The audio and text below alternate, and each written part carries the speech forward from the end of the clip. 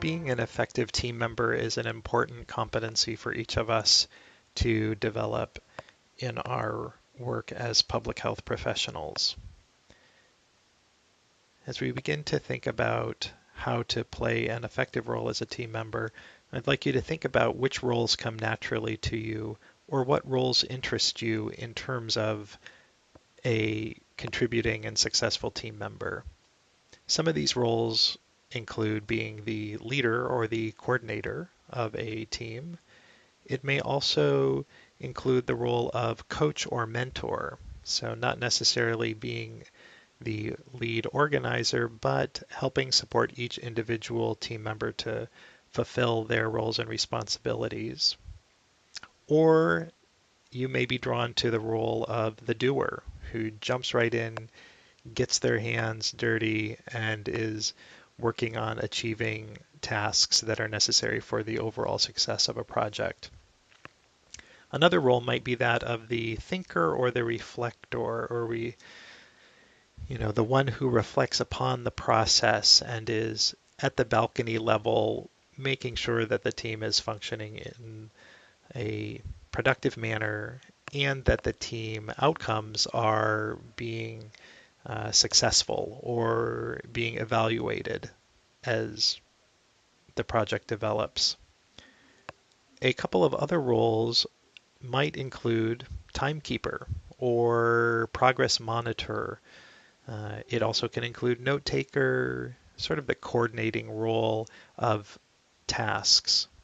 And then the final role may be the one who pulls it all together, that takes the pieces that individuals have worked on and assembles, synthesizes to create the final project. So depending on your past experiences, you may be drawn to certain roles. Depending on what the actual task assignment is, you may be inspired to take on new or different roles. And all that is really important because the more skills that you have as a group member, the more flexible you are to be a contributing member of a team. So this reflection question of what roles come naturally to you and the other question of what roles interest you, those are dynamic. I can understand that depending on the task, your answers to those questions might vary. There are three broad categories that need to be attended to in order to assure smooth team functioning. And the first is having a clearly defined task. That's the goal. The group wants to be successful and achieve or successfully create the product that has been assigned. But also important domains to think about are maintaining the team and attending to interpersonal team dynamics, and then developing the individual as the third domain. And so this model of team action-centered leadership by John Adair is a helpful framework for us to think about in trying to assure that teams function as smoothly as possible and achieve the best quality product or outcomes as possible. So let's begin to take a look at each of these domains in a closer look. So in terms of task-oriented behavior, it's really important that everybody understands the direction that the team is headed, right? There needs to be a roadmap. There needs to be clear expectations. So step one is identifying the aims, the resources, the individuals, or the methods that are needed for that task to be completed. And typically this involves creating a plan to achieve that task, and that may be focused on a timeline or utilizing project management tools. But it's important to keep to a timeline or to create that timeline and plan so that everyone understands how each of their roles and responsibilities contribute to the overall task. And then there are subsequent tasks, such as making sure that you've sought adequate information and opinions about those plans or ideas about how you will get to that point, that people have been able to give their information or their opinions about the task, so that in terms of the plan, the workload has been allocated and roles and responsibilities are clearly identified, as well as the resources that individuals may need to complete their portion of the task. And by utilizing this well-defined plan, you can check performance against the plan and be able to modify the plan as needed to deal with unexpected challenges that may arise.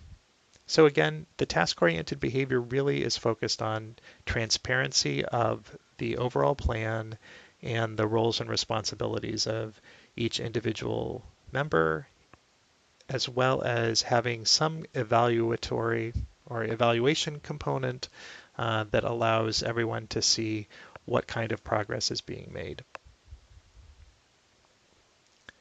Next, in terms of the team building behavior and managing interpersonal dynamics, these probably make a lot of sense to you as I list them. How do we encourage each other toward the group goals? Because inevitably there will be challenges. Some people may have, it may be very straightforward in terms of the work that they do, but often the more people in a group, the more complex the interrelationships can be between and among group members. So how do you support each other?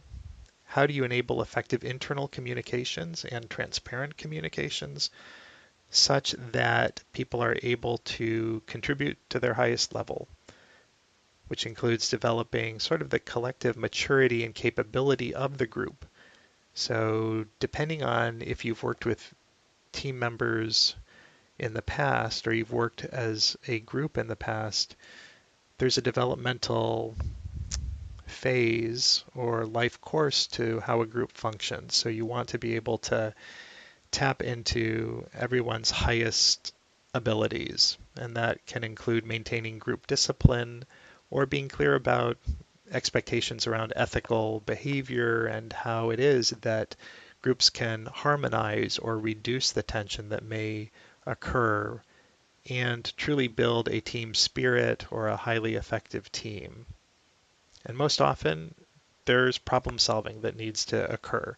So how is it that your team affords the ability for people to raise their concerns, for people to listen to each other's concerns, to brainstorm how to approach those concerns, and ultimately, by expressing group feelings, have everyone feel that they're a valued member of the team.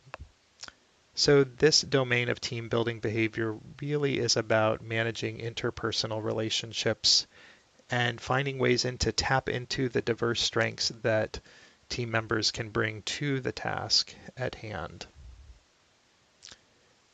And the final domain to talk about is the individual needs and how do group members support each other as individuals.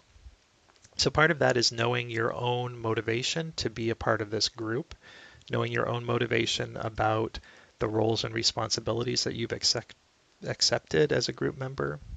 So recognizing your skills and your abilities and using them is an important component. Again, assisting and supporting individuals becomes a critical piece for effective team functioning, as well as understanding not just the individual team member as the person responsible for specific roles and responsibilities, but to actually demonstrate a respect for that person as an individual. And then finally, being able to give feedback to individuals on their performance is a critical piece of helping each individual team member develop as a professional. So those are the three broad domains. I think we can also think about group functions. So these are not necessarily completely distinct from those domains that we talked about, but you'll see a variety of roles, responsibilities for the group in terms of supporting both effective action in terms of getting to the end result, as well as supporting the ability of the group to function effectively. So for functions for effective team action, you can see that there needs to be the opportunity for initiative to seek and clarify information, to give opinions, to clarify tasks, or when problems arise, to clarify what the issue is. Sometimes the role is to elaborate and to broaden the perspective as opposed to honing in on one specific issue. There's an awful lot of coordination that needs to happen. Each group will develop its own procedures as it relates to dealing with communication issues or dealing with issues of conflict. And I think the issues or the skills of summarizing and reflecting are truly important. This is where the team as a whole has the opportunity to go up into the balcony and think about how they are functioning and how they are moving in terms of outcomes that will lead to the final product. In terms of functions for the group, you can see that these are also important and things that we have mentioned prior to this. How do we encourage each other, express feelings, relieve tensions, compromise, facilitate communication, set standards, set goals, interpret, listen, and follow? Again, how do we support team functioning? And how is it that in the final domain of functions for action and for the group, that we are able to harmonize when there is conflict, mediate when there is conflict, test agreement when there is misunderstanding, and evaluate how we're doing. Not just in terms of did we like our final project, but how is it that we were functioning in our weekly meetings, or how is it that our group functioned dealing with conflict, or how did we support an individual group member when they were going through a challenging time. So ultimately, when we think about team action-centered leadership, we want to focus on the task. We want to make sure that we're addressing team functioning and supporting the professional development and skill development of each individual member.